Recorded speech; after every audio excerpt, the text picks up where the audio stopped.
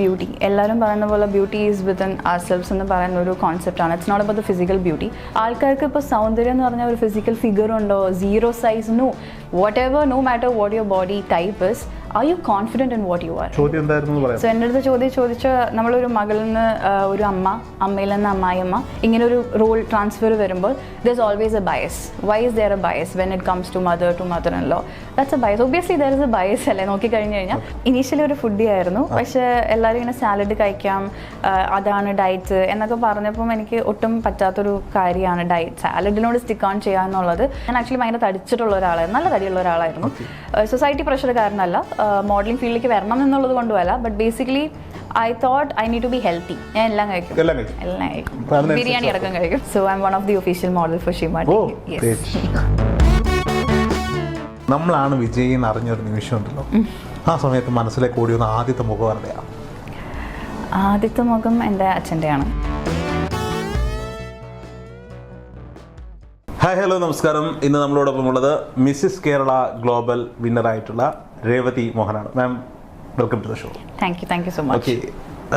വിവാഹത്തിന് ശേഷം ഒരു ബ്യൂട്ടി കോൺടെസ്റ്റിൽ പങ്കെടുക്കുക, വിന്നർ ആവുക, ഒരുപാട് സന്തോഷമുണ്ട് ഈ വേദിയിൽ നിൽക്കുമ്പം. എപ്പോഴും വിചാരിച്ചിരുന്ന ഒരു കാര്യമാണ് ഇങ്ങനെ ഒരു ബ്യൂട്ടി പേജൻ പങ്കെടുക്കണം എന്ന്. And that too after getting married. തൃശ്ശൂരുകാരിയാണ്, ബാംഗ്ലൂർ സെറ്റിൽഡ് ആണ്. എന്തുകൊണ്ടാണ് വിവാഹത്തിന് ശേഷം ഈ മോഡലിംഗ്, റാമ്പ് ആ ഒരു മേഖലയിലേക്ക് വരാൻ? ബേസിക്കലി സപ്പോർട്ടാണ്. ഒറ്റ വാക്കിൽ പറയുകയാണെങ്കിൽ സപ്പോർട്ട്. ഹസ്ബൻഡിന്റെ സപ്പോർട്ട്? യെസ്, ഹസ്ബൻഡ് ഫാമിലിയുടെ സപ്പോർട്ട് തന്നെയാണ്. ഒരുപാട് വർഷത്തെ ആഗ്രഹം തന്നെയാണ് ഒരു ബ്യൂട്ടി പേജൻറ്റിൽ പങ്കെടുക്കണം, മോഡലിംഗ് ഇൻഡസ്ട്രി എന്നൊക്കെ പറയുന്നത്. അപ്പം എൻ്റെ അച്ഛൻ മരിച്ചിട്ട് ഇപ്പം ഏകദേശം ഒരു 10-15 കൊല്ലമായി. അപ്പോൾ ആ ഒരു ഗ്യാപ്പിൽ ഫാമിലിക്ക് ഭയങ്കര ടെൻഷനാണ്. സ്വാഭാവികം, ഒരു മോഡലിംഗ് ഫിലിം ഇൻഡസ്ട്രി എന്നൊക്കെ പറഞ്ഞാൽ എല്ലാവർക്കും ഒരു ടെൻഷനുള്ള ഒരു കാര്യമാണ്. പക്ഷേ അപ്പോൾ അതുകൊണ്ട് അത്ര അതിലേക്ക് ഇറങ്ങി ചെല്ലാനുള്ള ഒരു സിറ്റുവേഷൻ ആയിരുന്നില്ല. പക്ഷേ ദൈവം സഹായിച്ച് എന്നെ മനസ്സിലാക്കുന്ന ഒരു പങ്കാളിയെ കിട്ടിയത് കൊണ്ട് ഫുൾ സപ്പോർട്ടാണ്, കട്ട സപ്പോർട്ടാണ്. അപ്പോൾ ഇത് മോഡലിംഗ് കൂടാണ്ട് സൈക്കോളജിസ്റ്റ് ആണ്, അതെ, സൂംബ ട്രെയിനറാണ്, ഡാൻസറാണ്. ഓക്കെ, അപ്പോൾ ഒരുപാട് ചോദ്യങ്ങൾ എനിക്ക് ചോദിക്കാറുണ്ട്. അപ്പോൾ ഈ പറഞ്ഞതിനകത്ത് ഫാമിലിയുടെ ഒരു സപ്പോർട്ട് എന്ന് പറഞ്ഞു. അപ്പം എന്തുകൊണ്ടാണ് ഈ പറഞ്ഞ പോയിന്റിൽ നിന്ന് തന്നെ ഞാൻ കണക്ട് ചെയ്ത് ചോദിക്കുക, പലർക്കും ടെൻഷനുണ്ട് സിനിമ, മോഡലിംഗ് എന്ന് പറയുന്നത്. എന്താണ് ആ ടെൻഷൻ? ആ ടെൻഷനകത്ത് എന്തെങ്കിലും അർത്ഥമുണ്ടോ? താങ്കൾ ഈ മേഖലയിലേക്ക് ഇറങ്ങിയപ്പോൾ ആ ടെൻഷനകത്ത് എന്തെങ്കിലും അർത്ഥമുള്ളതായിട്ട് തോന്നിയോ? ഞാനിപ്പോൾ ഇറങ്ങിയിട്ടേ ഉള്ളൂ. ഹാർഡ്ലി എനിക്ക് തോന്നുന്നു ഒരു 1 year ആയിട്ടാണ് ഇതിന് വേണ്ടിയിട്ട് പുറകിൽ ഒരു ഹാർഡ് വർക്ക്. പക്ഷേ ഈ ഒരു വർഷത്തിനിടയിൽ അങ്ങനെ ഏതെങ്കിലും ഒരു റിസ്ക് ഫാക്ടർ ഉള്ള മേഖലയാണ് ഇത് എന്ന് തോന്നുന്നുണ്ടായിട്ടുണ്ട്? എനിക്ക് തോന്നുന്നു റിസ്ക് എല്ലാത്തിലും ഉണ്ട് അല്ലേ. നമ്മൾ ലൈഫിൽ എന്ത് ചെയ്താലും അതിലൊരു റിസ്ക് ഫാക്ടർ ഉണ്ട്. അത് മനസ്സിലാക്കുക, അതിൻ്റെ രീതിയിൽ മുന്നോട്ട് പോവുക. Look at the brighter side. അത് സൈക്കോളജിസ്റ്റ് ആയതുകൊണ്ടാണോ എന്ന് എനിക്കറിയില്ല, ബട്ട് എൻ്റെ ഒരു പേഴ്സണൽ ഒപ്പീനിയൻ ആണ്.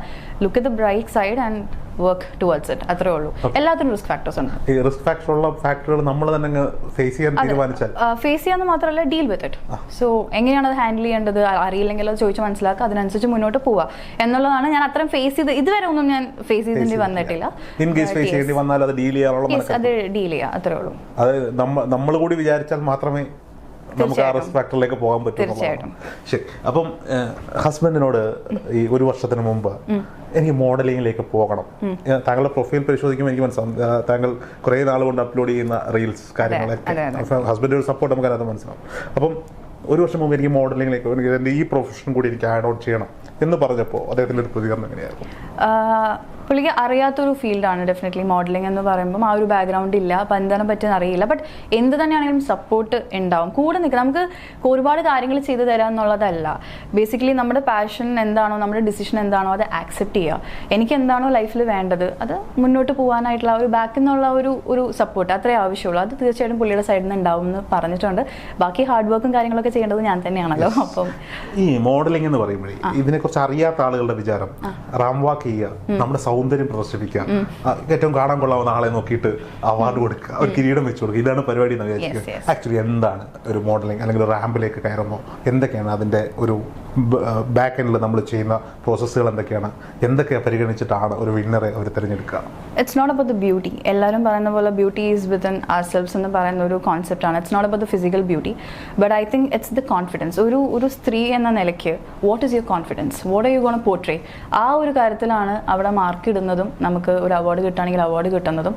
ആൾക്കാർക്ക് ഇപ്പോൾ സൗന്ദര്യം എന്ന് പറഞ്ഞാൽ ഒരു ഫിസിക്കൽ ഫിഗർ ഉണ്ടോ, zero size, no, whatever, no matter what your body type is, are you confident in what you are. എനിക്ക് തോന്നുന്നു അതാണ് ഒരു സ്ത്രീയുടെ സ്ട്രെങ്ത് എന്ന് എനിക്ക് മണ്ണ് ഉള്ളത് കൊണ്ട് അല്ലെങ്കിൽ ഇതിൽ പങ്കെടുക്കാൻ പറ്റില്ല എന്ന് വിചാരിച്ച് മാറി നിൽക്കേണ്ട കാര്യമില്ല. ഇല്ല, കാര്യമില്ല. ഇപ്പോൾ നമുക്ക് അങ്ങനെ ഒരു കാറ്റഗറിയും ഇല്ല. എനിക്ക് തോന്നുന്നു പണ്ടത്തെ ഒരു കാറ്റഗറി മാർക്കിംഗ് ലിസ്റ്റിൽ നോക്കിക്കഴിഞ്ഞാൽ 0 സൈസ് ആണോ, ഫിഗർ ഉണ്ടോ, ഇതൊക്കെയാണ്. ബട്ട് ഇപ്പോൾ അങ്ങനെ ഒരു കാറ്റഗറി ഇല്ല.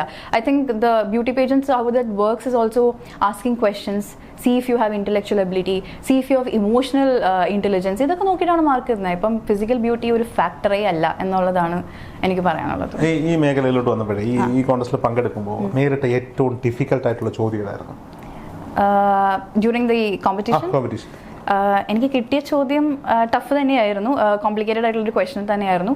പക്ഷേ എക്സ്പീരിയൻസ് ആണ് നമ്മളാക്കി മാറ്റുന്നത്. So since I have gone through a lot of experience, I have the answer for it. ചോദ്യം എന്തായിരുന്നു പറയാം? സോ എൻ്റെ അടുത്ത് ചോദിച്ച നമ്മളൊരു മകളിൽ നിന്ന് ഒരു അമ്മയിൽ നിന്ന് അമ്മായിയമ്മ, ഇങ്ങനെ ഒരു റോൾ ട്രാൻസ്ഫർ വരുമ്പോൾ there is always a bias. Why is there a bias when it comes to mother in law? That's a bias. Obviously there is a bias അല്ലേ നോക്കിക്കഴിഞ്ഞ് കഴിഞ്ഞാൽ. അതായിരുന്നു എനിക്ക് കിട്ടിയ ഒരു ഉത്തരം. But then I personally feel there is no bias in my family. അതുകൊണ്ടാണ് ഞാൻ അങ്ങനെ ഒരു ബ്യൂട്ടി പേജനിൽ പങ്കെടുത്തതും എനിക്ക് ഫുൾ കട്ട സപ്പോർട്ട് എൻ്റെ ഹസ്ബൻഡിൻ്റെ ഫാമിലിയിൽ നിന്ന് കിട്ടിയതും. അപ്പോൾ I feel there is no bias and I think it's a social media influence, serial, TV, movies, ഇതൊക്കെയാണ് ബേസിക്കലി ഇൻഫ്ലുവൻസ് ആക്കുന്ന പീപ്പിൾ. അപ്പം അതായിരുന്നു എൻ്റെ ആൻസറും. ഈ സ്വന്തം വീട്ടിൽ നിന്ന് കിട്ടാത്തതിനേക്കാൾ കൂടുതൽ ഒരു സപ്പോർട്ട് ഹസ്ബൻഡിന്റെ വീട്ടിൽ നിന്ന് കിട്ടിയിട്ടുണ്ട്. എന്റെ വീട് തന്നെയാണല്ലോ. അങ്ങനെയല്ല ഞാൻ ഉദ്ദേശിച്ചത്, അത് സ്വന്തം വീട് ഇപ്പൊ അതാണ്. അപ്പൊ സ്വാഭാവികമായിട്ടും ആളുകളുടെ ഒരു മെന്റാലിറ്റി ആണ് എന്റെ മനസ്സിൽ നിന്ന് വന്നു പോയത്. സോറി. അപ്പം സ്വന്തം വീടെന്ന് ഉദ്ദേശിച്ച് ജനിച്ചു വളർന്ന വീട്ടിൽ നമ്മളുടെ അച്ഛനും അമ്മയേക്കാൾ കൂടുതൽ സപ്പോർട്ട് ഹസ്ബൻഡിന്റെ അച്ഛനും അമ്മയിൽ നിന്ന് കിട്ടിയിട്ടുണ്ടോ?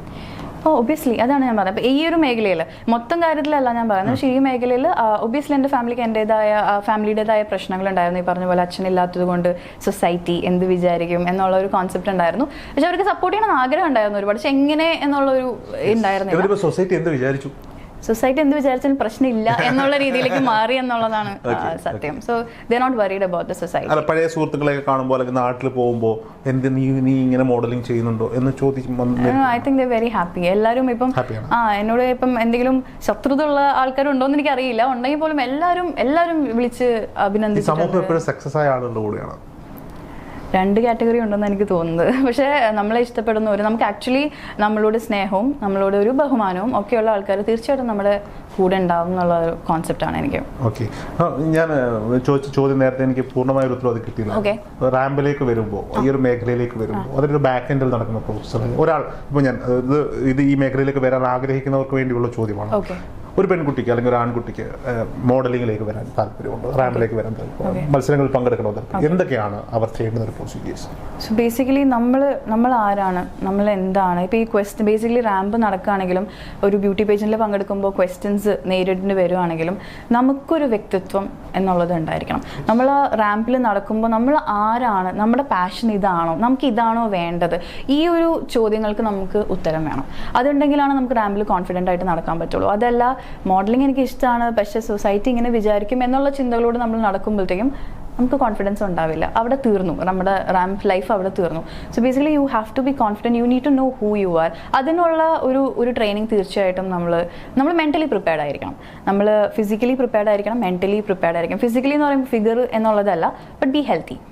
അപ്പം നിങ്ങളുടെ ഒരു ഇപ്പം രേവതിയുടെ ഒരു ഡയറ്റ് പ്ലാൻ ഒക്കെ എങ്ങനെയാണ്, ഫുഡ് എങ്ങനെയാണ്?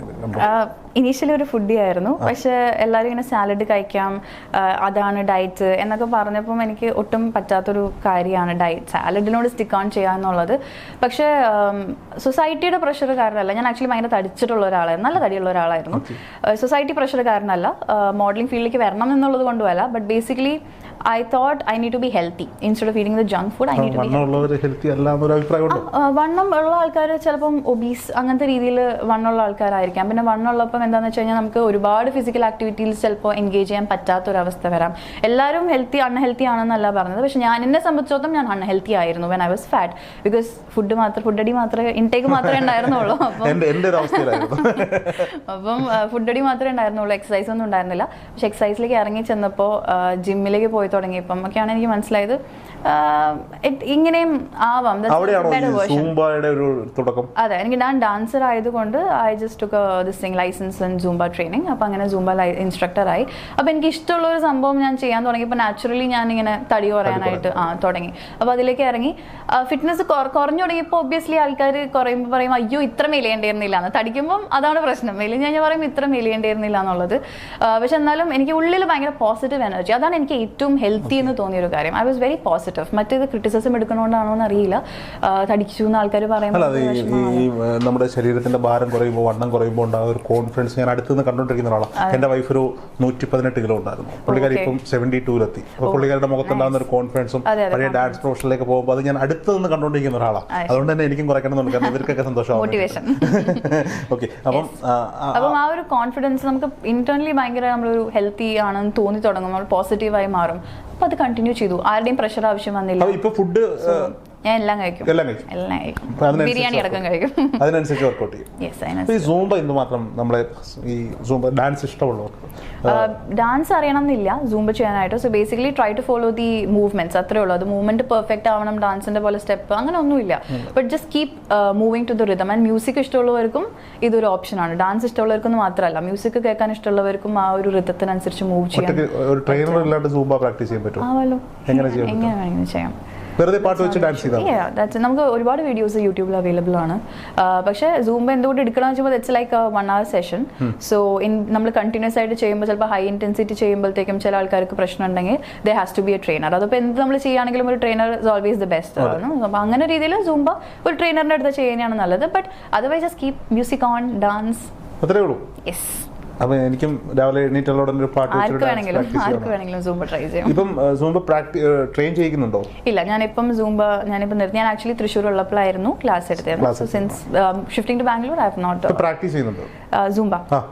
ഇല്ല, ഞാൻ ഇപ്പോൾ ആക്ച്വലി കൾട്ട് ജിമ്മിൽ പോകുന്നുണ്ട്. അവിടെ ഡാൻസ് ഉണ്ട്. അപ്പോൾ ഇപ്പോൾ റീസെന്റ് ആയിട്ട് അവിടുത്തെ വൺ ഓഫ് ദി ട്രെയിനർ ആയിട്ട് എനിക്ക് സെലക്ഷൻ കിട്ടിയിട്ടുണ്ട്. ഓഡിഷന് പോയിട്ട് അറ്റൻഡ് ചെയ്തിട്ട് നോട്ട് സ്റ്റാർട്ടഡ്. ഇതിന്റെ തിരക്കിലായതുകൊണ്ട് നീഡ് ടു ബി. അപ്പോൾ ഞാൻ ഇനിയിപ്പം അടുത്തൊരു പ്രൊഫഷനിലേക്ക് പോകണമെങ്കിൽ ഒരു സൈക്കോളജിസ്റ്റ് ആണ്. ഞാൻ മനസ്സിലാക്കുന്ന ബാംഗ്ലൂർ IT കമ്പനിക്ക് വേണ്ടി വർക്ക് ചെയ്യുന്നു. കൊച്ചിയിലാണ്. അപ്പം ഈ IT കമ്പനിയിൽ എന്താണ് സൈക്കോളജിസ്റ്റ്? സോ കറന്റ്ലി അതൊരു ന്യൂ പ്രൊജക്റ്റ് ആണ്. So we are building a psychological app for kids. So അത് ലൈഫ് സ്കിൽ അസസ്മെന്റ്സ് ഡിറ്റക്ട് ചെയ്യാൻ വേണ്ടിയിട്ട്, അസസ് ചെയ്യാൻ വേണ്ടിയിട്ടാണ് കുട്ടികൾക്ക്.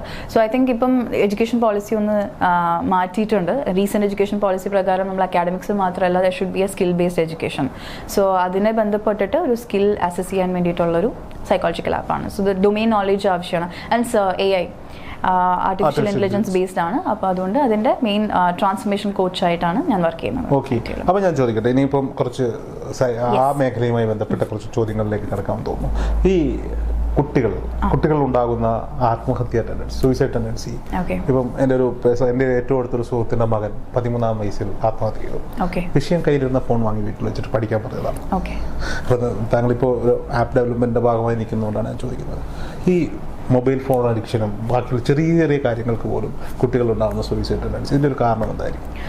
ഐ തിങ്ക് ഇപ്പോഴത്തെ ഒരു കോംപ്ലെക്സ്, ഒരു കോമ്പറ്റേറ്റീവ് ആയിട്ടുള്ള ഒരു ഫീൽഡാണ്. നമ്മൾ എവിടെ നോക്കിയാലും ഗ്രേഡിംഗ് സിസ്റ്റം, മാർക്സ്, റാങ്ക്, ഇങ്ങനെ ഒരു കോമ്പറ്റേറ്റീവ് ആയിട്ടുള്ള ഒരു സൊസൈറ്റിയാണ് ഇപ്പോൾ വന്നുകൊണ്ടിരിക്കുന്നത്. I think more than academics what is more important is emotional intelligence. നമ്മളെപ്പോഴും ഒരു കുട്ടിയുടെ ഇൻ്റലിജൻസ് എന്താണെന്നാണ് നോക്കുന്നത്. Something call emotional intelligence. ഒരു കുട്ടിക്ക് എത്രത്തോളം ഒരു സിറ്റുവേഷൻ മനസ്സിലാക്കാൻ പറ്റുന്നുണ്ട്, ആ സിറ്റുവേഷൻ അനുസരിച്ച് ഡീൽ ചെയ്യാനുള്ള ഒരു ഇമോഷണൽ എബിലിറ്റി ഒരു കുട്ടിക്കുണ്ടോ, ഇതൊക്കെയാണ് ഇമോഷണൽ ഇൻ്റലിജൻസ്. ഒരു കുട്ടിക്കെന്നല്ല, നമുക്ക് നമ്മുടെ ഏജിലുള്ള ആർക്കാണെങ്കിലും ആ ഒരു ഇമോഷണൽ ഇൻ്റലിജൻസ് ഇപ്പോഴത്തെ കാലത്ത് കുട്ടികൾക്ക് പൊതുവേ I think it's very very very less. So അതുകൊണ്ടാണ് they are getting very sensitive, they are not able to think properly. അതുകൊണ്ടാണ് മോസ്റ്റ് ഓഫ് ഇങ്ങനത്തെ ഒരു കേസസ്. എനിക്ക് ഭയങ്കര അത്ഭുതം തോന്നി. കഴിഞ്ഞ ദിവസം ഞാൻ ഒരു വീഡിയോ കണ്ടപ്പോൾ ഒരു 10-12 വയസ്സ് മാത്രമുള്ള ഒരു പെൺകുട്ടി സിനിമയിൽ അഭിനയിക്കുന്ന കുട്ടിയാണ്. ആ കുട്ടിയുടെ ഒരു ബൈറ്റ് കണ്ടിട്ട് ഞാൻ ഞെട്ടിപ്പോയി. കുട്ടി ക്യൂട്ട്നെസ് ഓവർലോഡ് ആണോ എന്ന് ചോദ്യമാണ് അവതാരക ചോദിക്കുന്നത്. കുട്ടി പറഞ്ഞ മറുപടി, നിങ്ങളുടെ തലമുറ പോലെ അല്ല ഞങ്ങളുടെ തലമുറയ്ക്ക് എല്ലാം അറിയാം, ഞങ്ങൾ നമുക്ക് ചുറ്റും നടക്കുന്ന എല്ലാം ചർച്ച ചെയ്യാറുണ്ട്. അത്രയും സീരിയസ് ആയി കാര്യങ്ങൾ അറിയാൻ പറ്റുന്ന കുട്ടികൾ ഉള്ളപ്പോഴാണ് ഇത്തരത്തിൽ ചെറിയ കാര്യങ്ങൾക്ക്, അതുപോലെ ഈ റിലേഷൻഷിപ്പുകളിൽ അച്ഛനമ്മ സഹോദരങ്ങൾ, ആ റിലേഷൻഷിപ്പിൽ ഉണ്ടാകുന്ന വിള്ളലുകൾ, ഈ ആളുകളുടെ തിരക്കുകൊണ്ടാകാം കുട്ടികളുടെ കൃത്യമായ കാര്യങ്ങൾ അറിയാൻ പറ്റുന്നില്ല. രാവിലെ കുട്ടികൾക്ക് ഫുഡ് കൊടുത്ത് വാഹനത്തിൽ കയറ്റി വിട്ടാൽ വൈകിട്ട് തിരിച്ചു വരുന്നു. ആ ഒരു സംവിധാനത്തിലാണ് രക്ഷകർത്താക്കളുടെ തിരക്കുകൊണ്ടാണ്. അപ്പൊ ഇതൊക്കെ പക്ഷേ വരുന്നൊരു തലമുറയെ ബാധിക്കുന്ന ഒരു വിഷയമല്ലേ അത്? I think it's again one of the factors exposure. എല്ലാവർക്കും ഒരേ എക്സ്പോഷർ ആവണം എന്നില്ല, എല്ലാവർക്കും ഒരേ ഒരു ക്വാളിറ്റി ടൈം വീട്ടിൽ ഫാമിലിയിൽ സ്പെൻഡ് ചെയ്യാൻ പറ്റണം. ഈ പറഞ്ഞ പോലെ ബിസിനസ്സും കാര്യങ്ങളുമായിട്ടുള്ള ഒരു വേൾഡിൽ കുട്ടികൾക്ക് ഫാമിലി ആയിട്ട് ഒരു അറ്റാച്ച്മെന്റ് എന്ന് പറയുന്ന ഒരു സംഭവം ഇല്ല. So what is your support? പിയേഴ്സിൻ്റെ ഇടയിൽ പോയാലും the same situation is happening, right? So I think basically that support എന്ന് പറയുന്ന ഒരു സപ്പോർട്ട് സിസ്റ്റം അവിടെ പോയിക്കൊണ്ടിരിക്കുകയാണ്. It's getting diminish. There is no quality time with the family. I think that's one of the main. There is no space for them to let it out. And again when it comes to counsellor, psychologist, again സ്റ്റിഗ്മയാണ്. അയ്യോ, എനിക്ക് എന്തെങ്കിലും മോന് പ്രശ്നമായിട്ടാണോ സൈക്കോളജിസ്റ്റിൻ്റെ അടുത്ത് പോകുന്നത്? Stigma is always still there. So who is the support for these kids? Nobody is there. പക്ഷേ ഈ ചെറിയ കാര്യങ്ങൾക്ക് പോലും സൈക്കോളജിസ്റ്റിനെ കുട്ടികളെ വിളിച്ചുകൊണ്ട് പോകുന്ന ആളുകളുടെ എണ്ണം ചെറിയ കാര്യമല്ലല്ലോ. അതാണ് ഞാൻ പറയാം. ഞാനൊരു ഉദാഹരണം പറയാം. ഒരു സൈക്കോളജിസ്റ്റിന്റെ ഹോസ്പിറ്റലിൽ വർക്ക് ചെയ്തുകൊണ്ട് എൻ്റെ ഒരു ഫ്രണ്ട് എന്നോട് പറഞ്ഞാൽ, അന്ന് വൈകുന്നേരം അയാൾ ജോലി കഴിഞ്ഞിട്ട് വരുമ്പോൾ ഞങ്ങൾ സംസാരിച്ചപ്പോൾ പറഞ്ഞാൽ, ഇന്നൊരു കുട്ടിയെ കൊണ്ട് വന്നു. 2 കുട്ടികളാണ്, ട്വിൻസ് ആണ്. ഒരു കുട്ടി നോർമലി ബിഹേവ് ചെയ്യുന്നത്, ഒരു കുട്ടി എല്ലാ കാര്യങ്ങളിലും വളരെ സ്മാർട്ടായിട്ട് ഓടി നടന്ന് ചെയ്യുന്ന കാര്യം. അപ്പോൾ ഇവൻ ഇതുപോലെ എല്ലാ വിഷയങ്ങളിലും ഓവർ റിയാക്ട് ചെയ്യുന്നു, അല്ലെങ്കിൽ ഭയങ്കര എന്താ പറയാന്ന് എനിക്കറിയില്ല, എല്ലാ കാര്യങ്ങളിലും ഭയങ്കരമായി ഇടപെടുന്ന ഒരാളാണ്. അപ്പോൾ ആ കുട്ടിക്ക് എന്തോ പ്രശ്നമുണ്ട് എന്ന് വിചാരിച്ചിട്ട് സൈക്കോളജിസ്റ്റ് അടുത്തേക്ക് കൊണ്ടുവന്നിരിക്കുക. I think there is always A standard set by parents in the society, right? ഇങ്ങനെ ഒരു കുട്ടി ബിഹേവ് ചെയ്ത് കഴിഞ്ഞാൽ നോർമലാണ്. There's something called ADHD, hyperactive disorder. Hyperactive disorder. അത് ഇപ്പോഴും പല ആൾക്കാർക്കും അതിൻ്റെ കാറ്റഗറി അല്ലെങ്കിൽ അതിൻ്റെ ഒരു സെറ്റ് ലൈൻ എന്താണെന്നുള്ളത് ആർക്കും അറിയില്ല. കുട്ടി ഒന്ന് ഓടിക്കഴിഞ്ഞാൽ they like, I think my kid is hyperactive. ഈ സൈക്കോളജിസ്റ്റിന്റെ അടുത്ത് പോകുന്നതുകൊണ്ട് പ്രശ്നമൊന്നുമില്ല. സൊസൈറ്റിക്ക് അങ്ങനെ ഒരു വിചാരമുണ്ട്. പറഞ്ഞതുപോലെ രേവതി പറഞ്ഞതുപോലെ സൈക്കോളജിസ്റ്റിനെ കണ്ടാൽ ഈ എൻ്റെ കുട്ടിക്ക് എന്തോ മെന്റൽ പ്രശ്നമുണ്ടെന്ന് സൊസൈറ്റി വിചാരിക്കും. അത് പല എക്സ്പീരിയൻസിലും നമുക്കറിയാം. പലരോടും നീ അത്രയ്ക്ക് വലിയ ഇതിലാണെങ്കിൽ നീ ഒരു സൈക്കോളജിസ്റ്റിനെ കാണാം എന്ന് നമ്മളൊരു അഡ്വൈസ് കൊടുക്കുമ്പോൾ, ഇല്ല വീട്ടിലറിഞ്ഞ പ്രശ്നമാണ് എന്ന് പറയുന്ന പല സുഹൃത്തുക്കളും നമുക്കിടയിലുണ്ട്. അപ്പം എന്തെങ്കിലും പ്രശ്നം ഉണ്ടെങ്കിൽ ഒരു സൈക്കോളജിസ്റ്റിനെ കൺസൾട്ട് ചെയ്യുന്ന പ്രശ്നമില്ല. ഞാൻ തന്നെ എന്തെങ്കിലും പ്രശ്നം ഉണ്ടെങ്കിൽ വേറെ സൈക്കോളജിസ്റ്റിനെ. നോർമലി ആൾക്കാർ ചോദിക്കുന്ന ചോദ്യമാണ്, എനിക്ക് എന്തെങ്കിലും പ്രശ്നം വന്നാൽ ഒരു സൈക്കോളജിസ്റ്റ് ആയിട്ട് എന്താണ് പ്രശ്നം എന്നുള്ളത്. എല്ലാവർക്കും പ്രശ്നം വരാം. നമ്മളും at the end of the human beings ആണ്, എല്ലാവർക്കും പ്രശ്നം വരാം. So there's a space for you to let it out. There's a space for you to talk. Somebody is there as a good listener. അത്രേ ഉള്ളൂ. That's what psychologist is.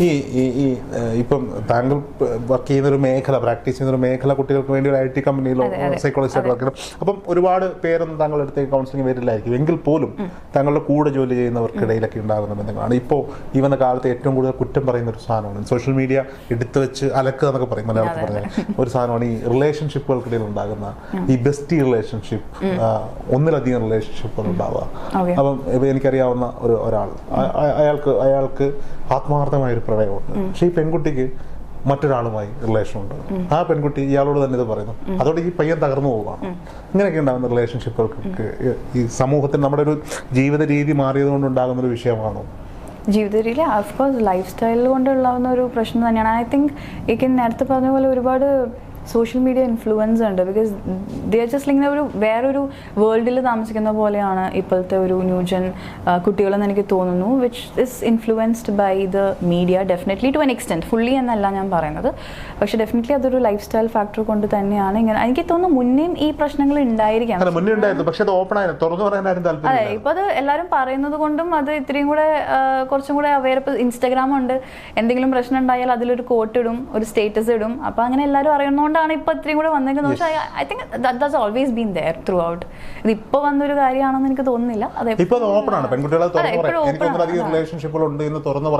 അതുകൊണ്ടാണ് നമുക്ക് ഇപ്പൊ അറിയുന്നത്. അതൊരു ഇഷ്യൂ ആയിട്ട് നമുക്ക് ഇപ്പൊ തോന്നുന്നത് എനിക്ക് തോന്നുന്നു. അതുകൊണ്ടാണ് കൂടുതൽ ആൺകുട്ടികളെയാണ്, പണ്ട് പെൺകുട്ടികളെ ആയിരുന്നു ബാധിച്ചിരുന്നതെന്നാണ് നമ്മൾ സിനിമയിലൊക്കെ കണ്ടിട്ടുള്ളത്. ഇപ്പോ തിരിച്ച് ആൺകുട്ടികളാണ് ഏറ്റവും കൂടുതൽ ബാധിക്കുന്നത്. കാലം മാറിയതുകൊണ്ടാണോ അറിയില്ല. ഇപ്പം കുറച്ചും കൂടെ പെൺകുട്ടികൾ മുന്നോട്ട് നിൽക്കുന്നത്. ആൺകുട്ടികൾക്ക് ഇത് മറക്കാൻ പറ്റാത്തൊരു അവസ്ഥയിലേക്ക് പോകുന്നതായിട്ട് നമ്മുടെ basically I think both girls and mens ആ സെൻസിറ്റീവ് ഇഷ്യൂ ഇപ്പോൾ കുറച്ച് അധികം എനിക്ക് തോന്നിയിട്ടുണ്ട്. പൊതുവെ ഇപ്പോൾ കേസസ് വരുന്നതാണെങ്കിലും I think very sensitive, people are very sensitive എന്ന് എനിക്ക് തോന്നിയിട്ടുണ്ട്. ഒരു റിലേഷൻഷിപ്പ് ഉണ്ടായി കഴിഞ്ഞാൽ ഞാൻ എൻ്റെ കുറച്ച് ഒരു സർക്കിളിലുള്ള ഒരു എക്സ്പീരിയൻസ് പറയാം. പെൺകുട്ടികളെക്കാൾ കൂടുതൽ ഇത് സഹിക്കാൻ പറ്റാതെ വരുന്ന ആൺകുട്ടികൾക്കാണ്. ഓക്കെ, സ്റ്റേറ്റ്മെന്റ് പറയാം. സ്റ്റേറ്റ്മെന്റ് ആണോ? ഞാൻ സ്റ്റേറ്റ്മെന്റ്. കാരണം ഞാൻ കുറെ അനുഭവങ്ങളില്ല, എനിക്ക് ചുറ്റുമുള്ള കുറെ അനുഭവങ്ങളിൽ നിന്ന് മനസ്സിലാക്കിയ, അല്ലെങ്കിൽ നമുക്ക് നമ്മളുമായി ബന്ധപ്പെട്ടിരിക്കുന്ന പലരും അവരുടെ സങ്കടങ്ങൾ പറയുമല്ലോ. അപ്പോൾ അതിൽ നിന്ന് മനസ്സിലാക്കിയ ഒരു സാധനമാണ് ആൺകുട്ടികൾക്കാണ് ഒരു റിലേഷൻഷിപ്പിൽ നിന്ന് പറിച്ചെടുത്തുകൊണ്ട് പോകാനുള്ള ഒരു ബുദ്ധിമുട്ട് കൂടുതലായിട്ടുണ്ടാവുക. അഗ്രി ടു ദാറ്റ് ബിക്കോസ് എനിക്ക് വരുന്ന കേസസ് ഇപ്പോൾ ഗേൾസിനാണെങ്കിലും ഉണ്ട്. I think both. പക്ഷെ എനിക്ക് തോന്നുന്നു ആൺകുട്ടികൾ ഇത് മറ്റൊരാളോട് പറയുന്നതുകൊണ്ടാകാം പെൺകുട്ടികൾ അത് ആയിരിക്കാം. എല്ലാവരും ആണെങ്കിലും ചിലപ്പോൾ തുറന്നു പറയുന്ന കൂട്ടത്തിലല്ലല്ലോ. പൊതുവെ ആണെങ്കിലും ഒക്കെ കീപ് ഇറ്റ് മൈ സെൽഫ് എന്നുള്ള ഒരു ആറ്റിറ്റ്യൂഡ് ഉള്ളവരായിരിക്കാം. പക്ഷെ ഇപ്പോഴത്തെ കാലത്ത് even guys are open. They have this tendency to talk out whatever the issue is. അപ്പോൾ എനിക്ക് തോന്നുന്നു അതുകൊണ്ടാണ് ഇപ്പോൾ ആണുങ്ങളും അങ്ങനെ ആയി എന്നുള്ളൊരു കോൺസെപ്റ്റ് വന്നത്. അതുകൊണ്ടായിരിക്കും ഇപ്പോൾ ആണുങ്ങളാണല്ലോ കൂടുതൽ സഫർ ചെയ്യുന്നതെന്നുള്ളൊരു. സിനിമയിലൊക്കെ പഴയ സിനിമകളിലൊക്കെ കണ്ടിട്ടുള്ള ആണുങ്ങളെ കണ്ടിട്ടില്ലേ, എന്തെങ്കിലും ഒരു പെൺകുട്ടി ഇഷ്ടപ്പെടുന്നു, ശരി ചതിച്ചിട്ട് തേച്ചിട്ട് പോകുന്ന എല്ലാ ആണുങ്ങളും എല്ലാം തിരിച്ച് പെണ്ണുങ്ങളുടെ ഒരു സ്ഥലത്തിലേക്ക് വന്നിരിക്കും, ഉൾട്ട അടിച്ചു വന്നിരിക്കും. എല്ലാ മേഖലയിലും അങ്ങനെയാണല്ലോ സ്ത്രീകളുടെ സ്ത്രീ സമത്വം എന്നൊക്കെ പറഞ്ഞിട്ട്. ഓക്കെ, അപ്പോൾ നമുക്കിനി വീണ്ടും റാമ്പിലേക്ക് തിരിച്ചു വരാം. ഷീമാട്ടിയുടെ ഒരു പ്രോഗ്രാമിൽ താങ്കൾ അതൊന്ന് പറയാമോ? So it's called Shrimati Face of the Young contest. So Shrimati നടത്തിയ ഒരു അഗൈൻ ബ്യൂട്ടി പേഷ്യൻ പോലത്തെ ഒരു കോൺടെസ്റ്റ് ആയിരുന്നു. സോ ബേസിക്കലി അവർ അതിലൂടെ നമ്മൾ ജയിച്ചു കഴിഞ്ഞു കഴിഞ്ഞാൽ so you are one of the professional model for ഷിമാറ്റി. അപ്പോൾ 4 months ബാക്ക് ആയിരുന്നു അതിൻ്റെ കോൺടെസ്റ്റ്. അപ്പോൾ ഞാൻ ഇൻസ്റ്റാഗ്രാമിലൂടെയാണ് ഞാൻ അതിനെപ്പറ്റി അറിയുന്നത്. അങ്ങനെ അപ്ലൈ ചെയ്തു. കൊച്ചിയിൽ വെച്ചിട്ട് ഓഡീഷൻ ഉണ്ടായിരുന്നു. സോ കുറേ എൻട്രീസ് നിന്ന് ഒരു 20 people were selected and then we had the finals. So there was first runner up and second runner up. അപ്പോൾ ഷിമാറ്റിയുടെ ഫേസ് ആവാൻ പറ്റിയോ? Yes. So I'm one of the official model for Shrimati. Oh, yes. അപ്പം ബീന കണ്ണൻ മാഡമായിട്ടുള്ളൊരു എങ്ങനെയാണ് നിങ്ങളുടെ ഒരു? ബീന മാം ഇപ്പോൾ ഷിമാട്ടിയുടെ പുതിയ store വന്നിട്ടുണ്ട്. യങ്ങിൻ്റെ ബ്രാൻഡ് വന്നിട്ടുണ്ട്. സോ യങ്സ്റ്റേഴ്സിന് വേണ്ടിയിട്ടുള്ള. So by personality and by dressing she's one of the young category.